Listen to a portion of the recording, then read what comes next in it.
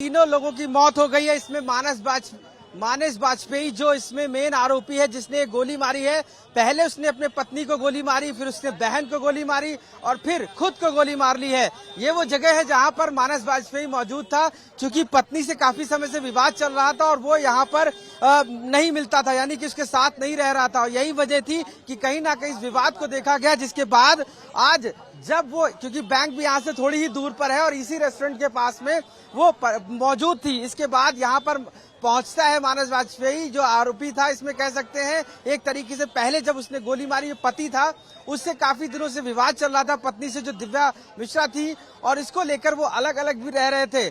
इस दौरान उसने अपनी बहन को भी गोली मारी। बहन को, चूंकि माता पिता थे, बहन इकलौती थी, माना जा रहा था कि अगर भाई की मौत हो जाएगी तो आखिर उसका कौन देखरेख करने वाला होगा। इस तरीके की बात अभी सामने आ रही है पहली स्थिति में, तो इस वजह से भी बहन को गोली मारने की बात सामने आ रही है।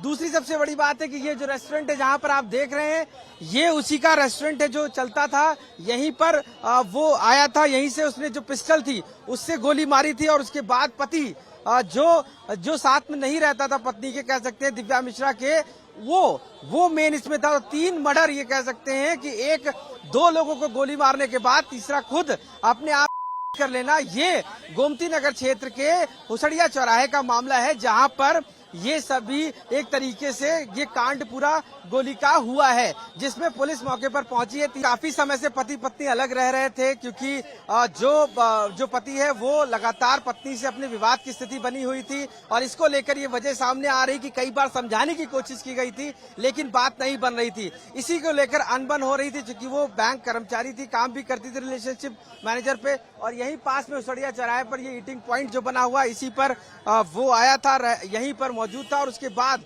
उसने किसी बहाने से बुलाने के बाद गोली मारी है। यानी कि पूरी तरीके से ये एक स्टेज आई थी जब उसने सारी सिचुएशन को पार करने के बाद, बातचीत करने के बाद, यहाँ पर उसको लगा होगा कि शायद अब आगे बात नहीं बढ़ेगी, इसके बाद ही गोली मारकर हत्या कर दी। और दूसरा, उसने बहन को, जो उसकी बहन थी, वो भी, चूंकि माँ बाप है लेकिन इकलौती बहन होने के नाते जब उसका कोई ख्याल नहीं रख सकेगा, अभी शुरुआती जांच में आ रहा है कि उसको भी कहीं ना कहीं इसी वजह से भी गोली मार दिया गया कि जब वो मर जाएगा और उसका कोई रखने वाला भी नहीं होगा। कहीं ना कहीं ये भी एक रीजन समझ में आ रहा है। और बहन से, यानी बहन और जो पत्नी थी उसकी बातचीत भी होती थी, ये दूसरी वजह भी सामने आ रही। तो इस पूरे मामले पर तीनों के 2 की हत्या, उसके बाद खुद करना, ये एक पूरा ट्रिपल मर्डर का जो ये पूरा कांड है, ये लखनऊ के ही हुसड़िया का है। और यहाँ पर अब पुलिस ने तीनों को पोस्टमार्टम के लिए भेजा है। आपको अगर मैं बताऊं तो ये सारी स्थिति इस चौराहे की है। यहाँ से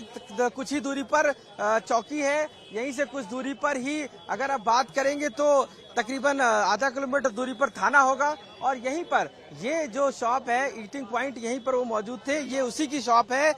ये उसने एक तरीके से रेंट पे दी थी, कहते हैं कि चल रही थी, उस तरीके से यहाँ पर काम करते थे दूसरे लोग। और इसी शॉप के अंदर ये घटना हुई है, जहाँ पर और लोग भी मौजूद थे। हम पूछने की कोशिश करते हैं यहाँ पर जो लोग मौजूद हैं, आखिर वो क्या कह रहे हैं। कौन सा इस्तेमाल किया गया है, असलहा क्या बरामद हो गया है? जी बिल्कुल, अभी जो ये घर पर यहाँ आए, जहाँ सूचना मिली कि लड़के ने खुद को भी गोली मार दी है, तो इलीगल वेपन जो है, अवैध असलहे जो इनके पास थे, उससे इन्होंने अपने आप को, अपनी वाइफ की गोली मारी है और उसको कब्जे में लिया गया है।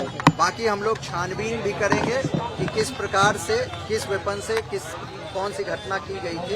कारतूस भी मिले हैं, उनको कब्जे में ले लिया गया और आगे हम लोग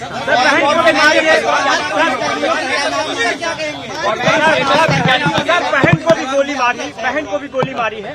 देखिए, बहन को प्राथमिक रूप से देखने पर खून निकल रहा है, बट अभी उसको फायर आर्म इंजरी है या नहीं वो अभी नहीं चेक कर पाए हैं। लेकिन अभी जैसे ही हमारी पंचायतनामा टीम करेंगी और पूरे इंजरी को देखा जाएगा तो उसके बाद हम लोग